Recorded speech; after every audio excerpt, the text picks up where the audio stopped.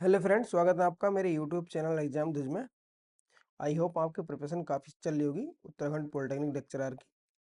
तो फ्रेंड, हमने हिंदी जो हमारे सामान्य हिंदी है इसकी हमने सीरीज स्टार्ट की है, जो कि आपकी पोली लेक्चरर में आपकी 100 नंबर की पूछी जा रही है। और विभिन्न एग्जामों में जो है सामान्य हिंदी किसी में 20 नंबर की, किसी में 50 नंबर की और किसी में 100 नंबर की पूछी जाती है। तो इसका ये हमारा चैप्टर नंबर फर्स्ट है, वर्णमाला या वर्ण विचार। ये जो है आपके एग्जाम में 15 नंबर का पूछा जा रहा है। और ये हमारा आज जो है वर्ण विचार का आपका दूसरा लेसन है।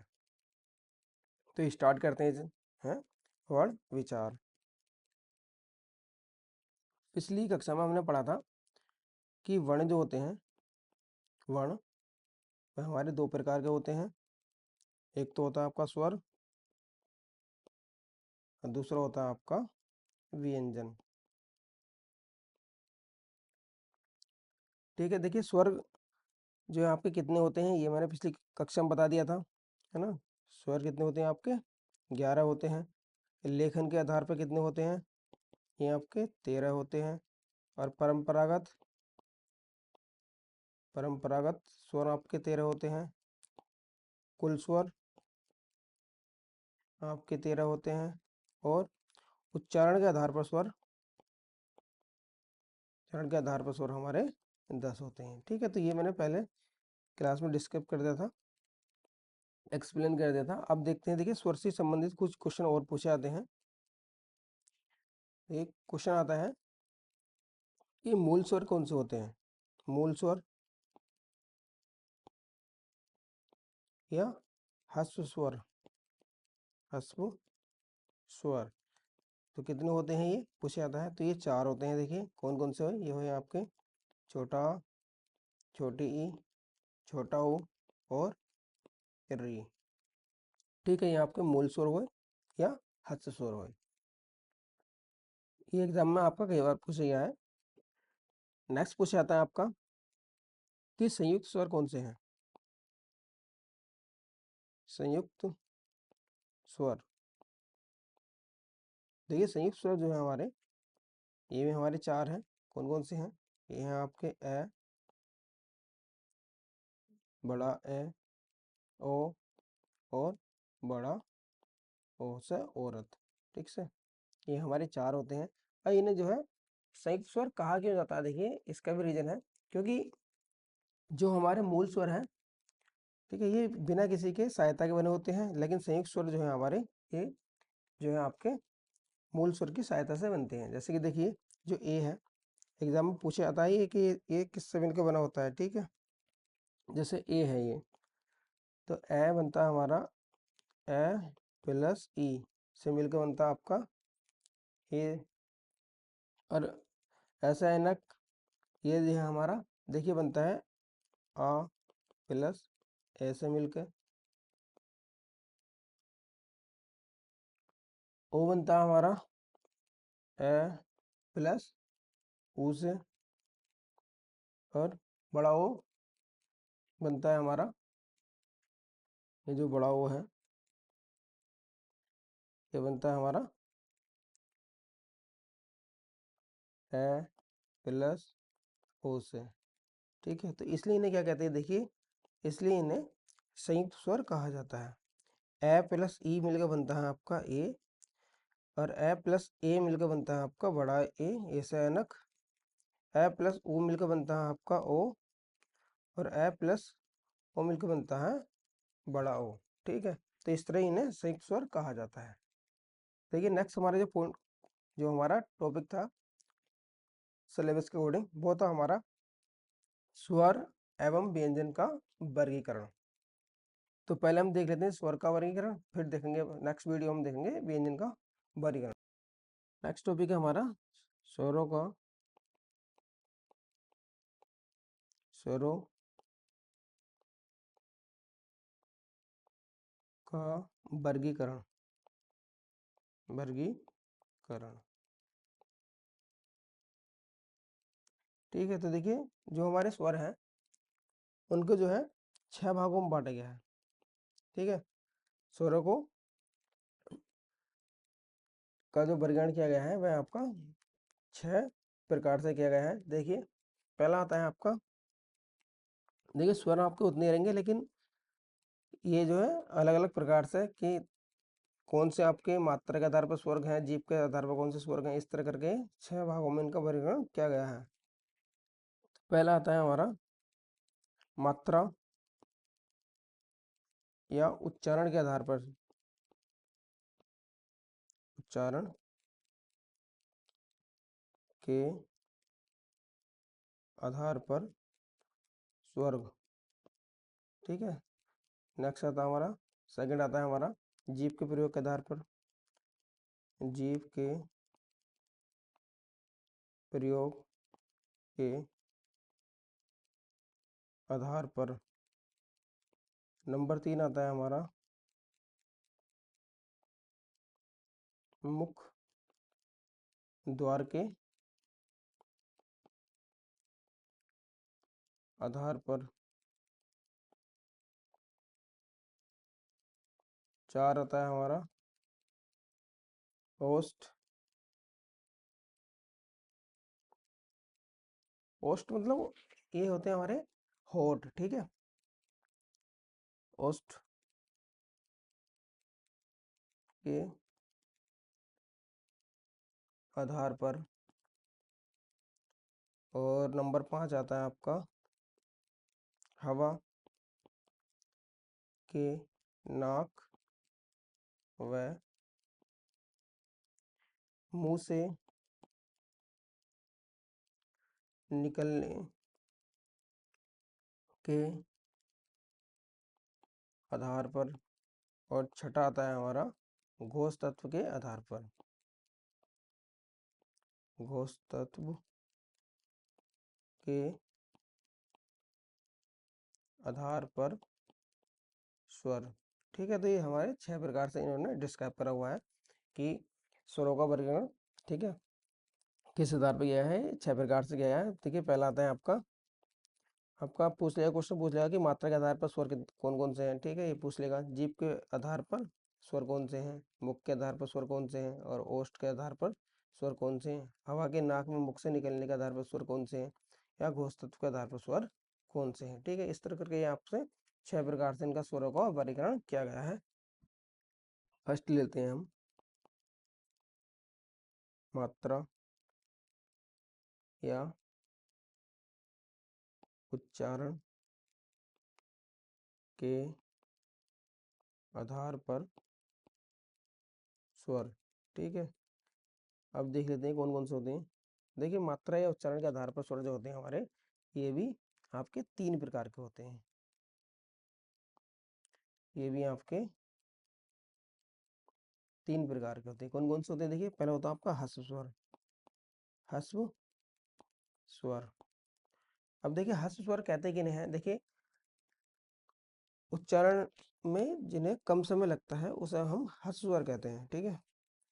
वह स्वर जिसके उच्चारण में कम समय लगता है या एक मात्रा का समय लगता है। इसकी अगर डेफिनेशन देखें तो ये हो जाएगा, जिसके उच्चारण में कम समय लगता है,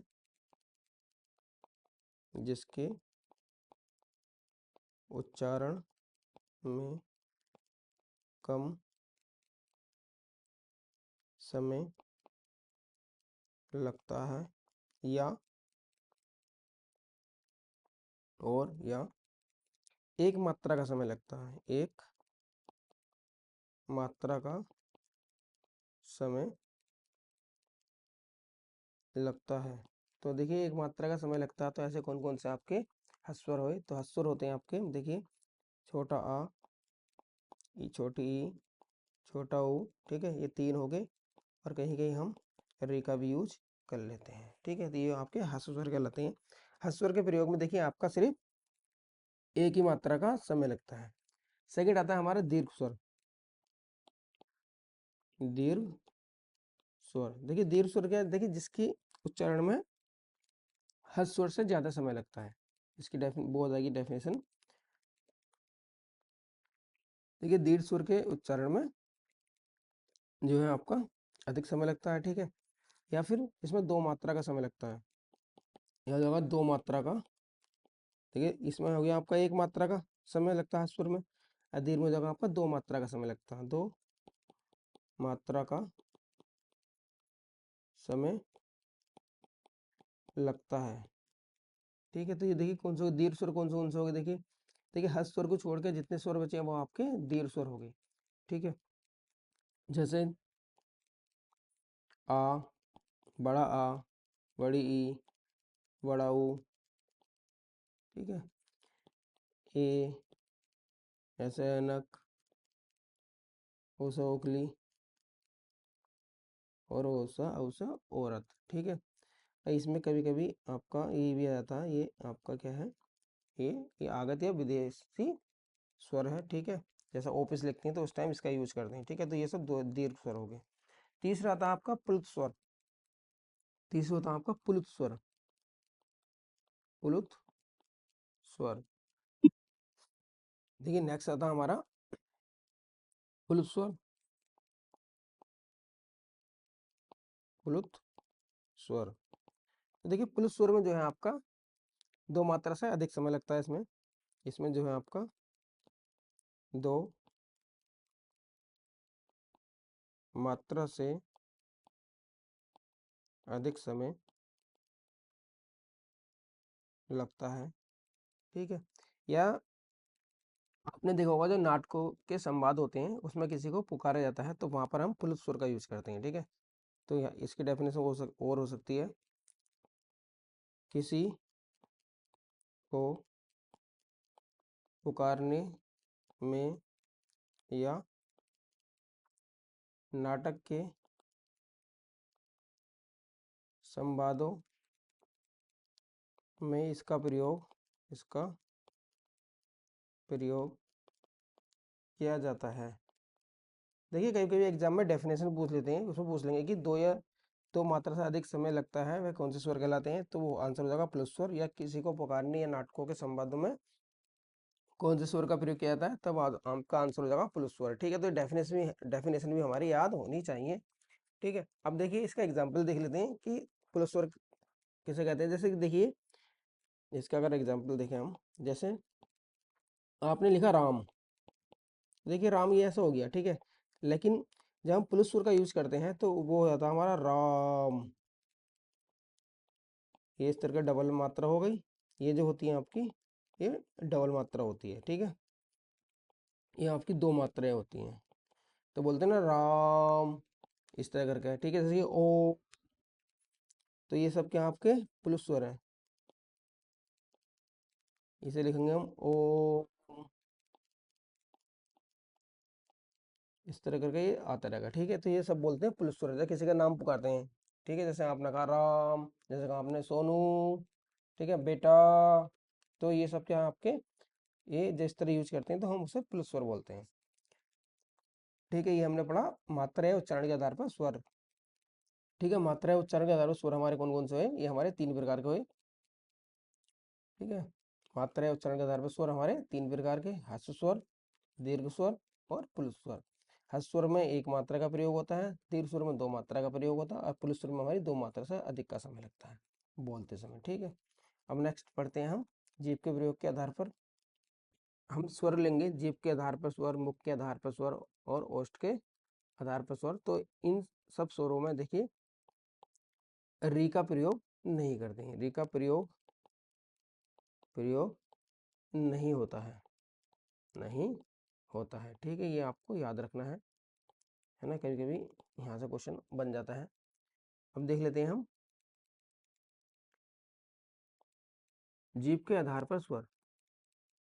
नंबर 2 आया हमारा जीभ के आधार पर स्वर। देखिए जीभ के आधार पर स्वर, जो जीभ होती है, तो जीभ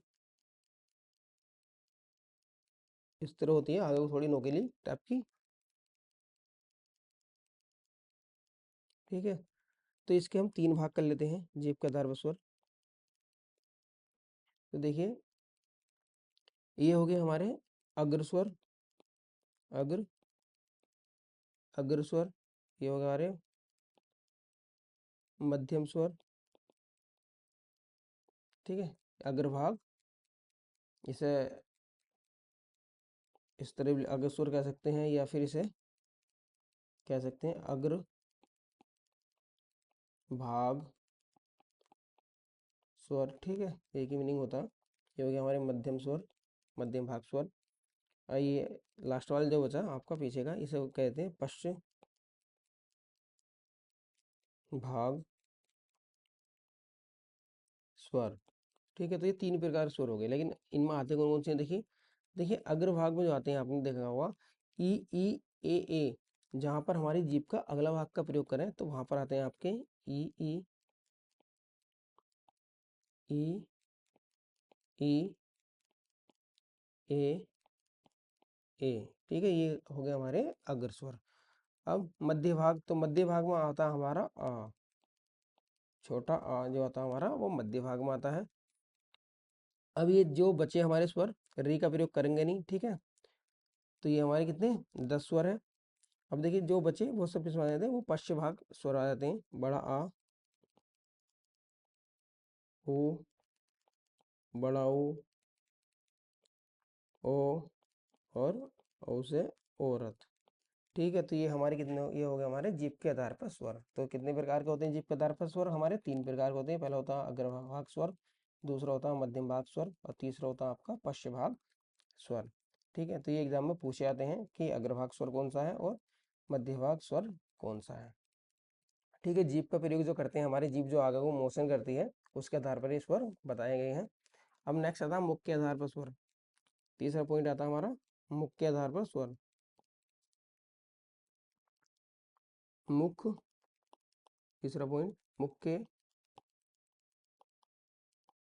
आधार पर स्वर। देखिए मुख के आधार पर स्वर जो हम डिस्क्राइब करते हैं, तो देखिए मुख क्या होता है हमारा, मान लीजिए ये जब हम मुख खोलते हैं तो एक तरह से सर्किल बन जाता है,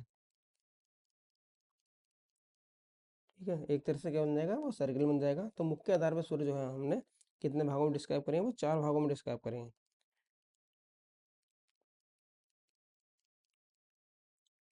तो देखिए पहला आता है आपका विव्रत स्वर, पहला आता है आपका विव्रत स्वर। विव्रत, विव्रत मतलब ओपन, जब आपका मुंह, मुख द्वार पूरा खुलता है, ठीक है। विव्रत स्वर में कौन से होते हैं आपके, इसमें क्या होता है, इसमें मुख द्वार, मुख द्वार पूरा खुलता है, ठीक है। मुख द्वार जब पूरा खुलेगा, जैसे बोलते हैं हम कौन सा शब्द बोल जाएगा, तो बोलेगा आ, जब बोलते हैं बड़ा आ तो हमारा मुंह पूरा खुलता है। तो मुख द्वार के आधार पर हो गया आपका बड़ा आ, ठीक है। सेकंड आता है अर्ध विव्रत, सेकंड आता है हमारा अर्ध विव्रत। अर्ध विव्रत मतलब जब हमारा मुंह आधा खुलता है, अर्ध विव्रत, विव्रत, ये हो गया आपका हाफ ओपन। तो हाफ ओपन में क्या होगा, देखिए इसमें जो हमारा मुख है, मुंह वो हमारा आधा खुलेगा। तो इसमें कौन कौन से होते हैं, इसमें होते हैं आपके, ये हो गए हमारे छोटा आ, ऐसे अनक, ओ, और एक ओपिस वाला ओ आ गया, ठीक है। तो ये हो गया हमारे अर्ध विव्रत। अब तीसरा आता है हमारा, देखिए मुख हमारा या तो आधा खुलेगा या फिर हमारा पूरा मुख खुलेगा। अब देखिए ऐसे ही होता है, अब हमारा मुंह आधा बंद रहेगा या फिर हमारा मुंह पूरा बंद रहेगा। तो अब देख लेते तीसरा, तीसरे प्रकार में होते हैं हमारे, ये थर्ड, तीसरे में हो गया हमारा अर्ध संवृत, अर्ध संवृत, अर्ध संवृत मतलब हाफ क्लोज। तो इसमें होते हैं हमारे ए और ओ, ठीक है, ये होते हैं हमारे अर्ध संवृत। चौथा होता है हमारा, देखिए चौथे होता है हमारा संवृत, समव्रत। ठीक है, समव्रत में आपके क्या हुआ इसमें, इसमें देखिए मुख जो है हमारा, मुख कम खुलता है समव्रत में। इसमें जो हमारा मुख कम खुलता है, ठीक है, इसमें जो है मुख कम खुलता है। तो इसमें कौन से आते हैं, देखिए आपने देखा होगा जब कहते हैं ना ई ऊ, तो हमारे मुख जो है कम खुलता है। ई ऊ ऊ, ठीक है। तो ये हो गए हमारे मुख के आधार पर स्वर। ठीक है, मुख के आधार पर स्वर हमारे कितने प्रकार के हो गए, 4 प्रकार के हो गए। फर्स्ट हो गया हमारा विव्रत, जब मुख द्वार पूरा खुलता है तो, ठीक है, कौन सा हो गया, बड़ा आ। अर्ध विव्रत, जब मुख द्वार हमारा आधा खुलता है तो इसमें हो गए ए ओ, ठीक है, और ओसा ऑफिस वाला हो गया। अर्धसंबद्ध, हाफ क्लोज, जब हमारा मुंह आधा बंद होता है तो क्या बोलते हैं हम, ए ओ, ठीक है, 2 हो गए हमारे। असंबद्ध, जब हमारा मुख कम खुलता है, ठीक है, मैक्सिमम बंद रहता है, तो क्या कौन से आते हैं हमारे, ई ऊ, तो ये हमारे 4 हो गए। ठीक है, तो ये हमारे है ना, मुख द्वार के आधार पर देख लिए हमने स्वर, और जीभ के आधार पर देख लिए। अब देखते हैं हम नेक्स्ट आता है हमारा, चौथे हो गए हमारे ओष्ठ या ओठो। ठीक है, ऐसे लिखते हैं के आधार पर। देखिए ओष्ठ के आधार पर स्वर जो होते हैं हमारे, वो 2 प्रकार से होते हैं। देखिए हमारे होठ कितने होते हैं, 2 होते हैं। ठीक है, एक ऊपर का होठ हो गया, एक नीचे का होठ हो गया, 2 हमारे होठ होते हैं। तो ओष्ठ के आधार पर स्वर हमारे कितने प्रकार के होते हैं, 2 प्रकार के होते हैं। ठीक है, कौन कौन से, देखिए पहला आता है हमारा अवृत मुखी है। देखिए आप जब बोलते हैं तो या तो उससे मुंह होठों से हमारे या तो व्रत बनेगा, ठीक है, या फिर व्रत नहीं बनेगा। ठीक है, या तो देखिए आपका जब बोलते हैं तो इस तरह का बनेगा, ठीक है, या फिर ये ज्यादा पतला, मतलब कम आपके होठ खुलेंगे। ठीक है, आपका होठ जैसे, ठीक है, ये आपका ऊपर का होठ हो गया, ये आपका नीचे का होठ हो गया। तो या तो आपका मुंह ज्यादा खुलेगा या आपका मुंह कम खुलेगा। तो उसके आधार पर देखिए कितने हो गए आपके, ये 2 प्रकार के हो गए। ठीक है, इसको एक्सप्लेन करते हैं अच्छी तरह से। ये हो गया आपका अवृत मुखी, अवृत मुखी स्वर। तो अवृत मुखी मतलब अगोलाकार, इसका अर्थ होता है अगोलाकार, गोलाकार। जब हमारे होठ क्या हो, अगोलाकार हो, मतलब गोला ना बने। ठीक है, तो उस पर आधार पर देखिए कौन कौन से स्वर हो गए हमारे। तो ये हो गए हमारे स्वर, छोटा आ, बड़ा आ, ई, बड़ी ई, ए, और ए से ऐनक। ठीक है, तो ये हमारे क्या हो गए, अवृत मुखी स्वर हो गए। 5 स्वर ये हो गए हमारे, वो 6 स्वर। ठीक है, 6 हो गए। अब देखिए दूसरा है हमारा, ये तो अवृत मुखी था, दूसरा होगा हमारा व्रत मुखी। व्रत मुखी स्वर। तो देखिए व्रत मुखी स्वर का अर्थ क्या हुआ, इसमें क्या होगा, देखिए गोलाकार, गोलाकार। हमारे होठों की आकृति इस टाइम क्या रहेगी, गोलाकार रहेगी। देखिए जब हम बोलते हैं, जैसे बोलते हैं हम ऊ, आप बोले देखो ऊ, तो इसमें क्या है आपका, एक तरह से गोला बन जाता है। बड़ा ऊ, ओ, और ओ से, औ से औरत। ठीक है, और एक ऑफिस वाला ओ आ जाता है, ये आगत शब्द। ठीक है, तो ये हो गया हमारे व्रतमुखी स्वर। तो हमारे जो है होठ के आधार पर स्वर कितने प्रकार के हैं हमारे, 2 प्रकार के होते हैं। ठीक है, एक हो गया आपका अवृतमुखी स्वर, अवृतमुखी स्वर मतलब अगोलाकार। ये कौन कौन से हो गए आपके, छोटा बड़ा, छोटी बड़ी, ऐसड़ी और ऐसे ऐनक। कितने हो गए, 6 हो गए। नेक्स्ट होता है हमारा व्रतमुखी स्वर। तो व्रतमुखी स्वर का अर्थ क्या होता है, गोलाकार। इसमें हो गया जब आपका बोलते समय गोला बनता है तो वो व्रतमुखी स्वर कहलाते हैं। जैसे कि छोटा हो, बड़ा हो, ओ, और औ से औरत। ठीक है, तो ये आपके हो गए व्रतमुखी स्वर। तो ये हमने नंबर 4 देख लिया अपनी। अब आता है हमारे, ये स्वर है हमारे 6 प्रकार के, हमने डिवाइड करे थे, वर्गीकरण करा था इनका। अब आता है 5वां हमारा। तो देखिए 5वां जो है हमारा, वो है हवा के नाक में मुख से निकलने के आधार पर स्वर। वो है हमारा हवा, हवा के नाक व मुंह से निकलने के आधार पर स्वर। ठीक है, देखिए हवा जब हमारे या तो नाक से निकलती है, बोलते हैं सब, बोलते हैं तो हम, या फिर हमारे मुंह से निकलती है। ठीक है, तो इसके आधार पर स्वर कितने प्रकार के होते हैं, तो ये देखिए हमारे जो है 3 प्रकार के होते हैं। ये हमारे 3 प्रकार के होते हैं। ठीक है, इसमें पहला होता है हमारा निर्नुनासिक या फिर मौखिक स्वर। पहला हो गया हमारा निर्नुनासिक। ये चैप्टर काफी कॉम्प्लिकेटेड चैप्टर है और इससे मैक्सिमम क्वेश्चन पूछे जाते हैं। ठीक है, 15 नंबर का तभी इस चैप्टर रखा है क्योंकि इसका वेटेज काफी है। निर्नुनासिक या मौखिक स्वर। देखिए निम्नानुनासिक या मौखिक स्वर कौन से होते हैं, देखिए जिन स्वरों के उच्चारण में हवा केवल मुंह से निकले। इसमें क्या होता है, इसमें देखिए जिन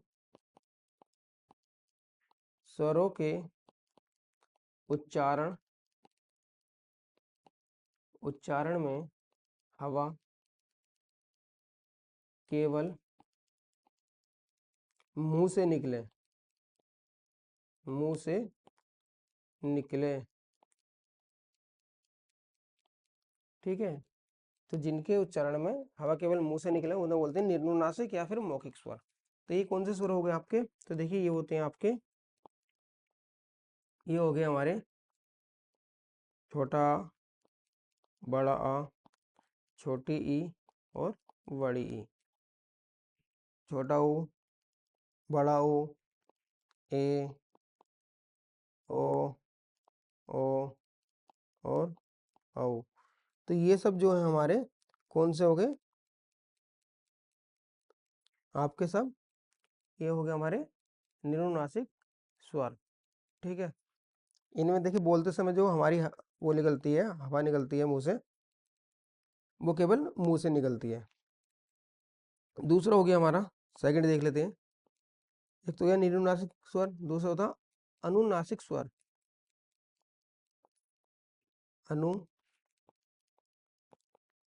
अनुनासिक स्वर, तो देखिए अनुनासिक स्वर किन्हें कहते हैं, देखिए जिसमें हवा, इसमें जो है हवा आपकी कहाँ से निकलेगी, मुंह प्लस नाक से निकलेगी, मुंह से और आपकी नाक से। ठीक है, उन्हें बोलते हैं हम अनुनासिक स्वर। देखिए जो अनुनासिक स्वर होते हैं ना, ठीक है, वो हमारे अर्धचंद्र बिंदु वाले होते हैं। इसकी पहचान क्या होती है, ये अर्ध चंद्र बिंदु वाले होते हैं, ठीक है, चंद्र बिंदु वाले होते हैं आपके अनुनासिक स्वर। कौन कौन से हो ये आपके, देखिए जैसे आपने देखा होगा, तो देखिए अनुनासिक स्वर कौन से होते हैं, तो ये होते हैं हमारे, जैसे आपने देखा होगा, आपांकी बिंदी चंद्र बिंदु, बड़े आप पे चंद्र बिंदु, ई पे चंद्र बिंदु, मतलब किसी पे भी हम जब चंद्र बिंदु लगा देंगे तो वो क्या कहलाएगा, अनुनासिक स्वर कहलाएगा। ठीक है, अब आता थर्ड, हो गया आपका नासिक स्वर। नासिक स्वर, ठीक है, तो देखिए नासिक स्वर क्या होते हैं, देखिए इसमें देखिए नाक से हवा निकलती है। इसमें नासिक स्वर में क्या होता है, आपकी जो हवा निकलेगी इसमें बोलते समय, वो नाक से हवा निकलती है, नाक से हवा निकलती है। ठीक है, तो देखिए कौन कौन से हो गए, ये हो गए आपके अंगा, ड़ा, ये वाला ड़ा हो गया, न हो गया और मैं हो गया, अर्थात दैट इज, ये आपके क्या है, देखिए तो ये आपके जो है ये पंचम वर्ग है, पंचम वर्ग। ठीक है, ये आपके पंचम वर्ग है। तो ये पंचम वर्ग होते हैं वे आपके क्या होते हैं, नासिक स्वर कहलाते हैं। उन्हें बोलते समय ना हवा जो निकलती है हमारी नाक से निकलती है। ठीक है, ये तो हमने डिस्क्राइब करा, देखिए कौन सा, ये हमारा हो गया हवा के नाक में मुख से निकलने के आधार पर स्वर। कितने प्रकार के हो गए, 3 प्रकार के। निर्नुनासिक या मौखिक स्वर। निर्नुनासिक या मौखिक स्वर कौन से होते हैं? जिन स्वरों के उच्चारण में हवा केवल मुख से निकले तो उन्हें निर्नुनासिक स्वर बोलते हैं। ठीक है, तो ये आपके जितने हमारे 10 के 10 स्वर हैं निर्नुनासिक स्वर है। छोटा बड़ा, छोटी बड़ी, छोटो बड़ाऊ, ऐसेड़ी ऐसा कोसोखली और औ से औरत। ठीक है, ये आपके क्या है? निर्नुनासिक स्वर है।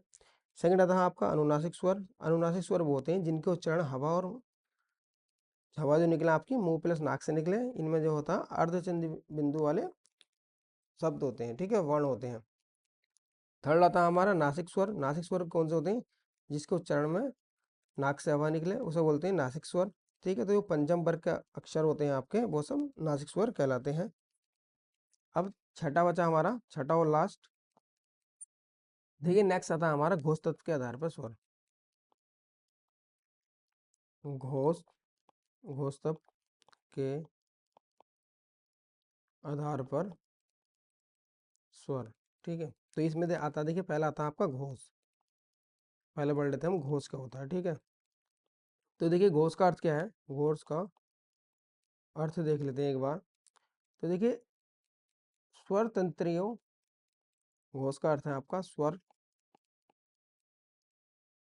तंत्रियों में श्वास का कंपन। जब हम बोलते हैं तो हमारी जो स्वर तंत्रियाएं हैं उसमें जो है देखिए सांस का क्या होता है? सांस जब लेते समय क्या होता है? कंपन होना शुरू हो जाता है। ठीक है, तो उसे बोलते हैं घोष। ठीक है, तो अब नेक्स्ट आता है हमारा सघोष। सघोष क्या है?